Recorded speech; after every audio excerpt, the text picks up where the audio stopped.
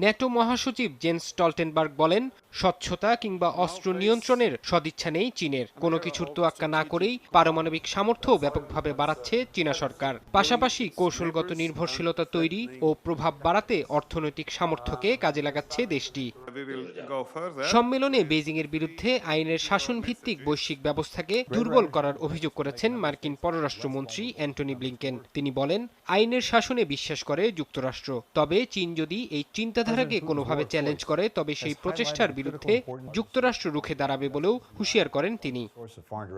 তবে ন্যাটোর এই পদক্ষেপের তীব্র বিরোধিতা করেছে চীন। দেশটির পররাষ্ট্র মন্ত্রণালয়ের মুখপাত্র ঝাওলি ঝিয়ান সংবাদ সম্মেলনে বলেন, কথিত চীনা হুমকি নিয়ে অতিরঞ্জিত প্রচার একেবারেই অনর্থক। সামরিক জোট ন্যাটোর কথিত কৌশলপত্রে অবাস্তব কথা বলা হয়েছে বলেও দাবি করেন তিনি। সম্মেলনে চীনা পররাষ্ট্রনীতি নিয়ে অপপ্রচার চালানো হয়েছে বলেও অভিযোগ করেন তিনি।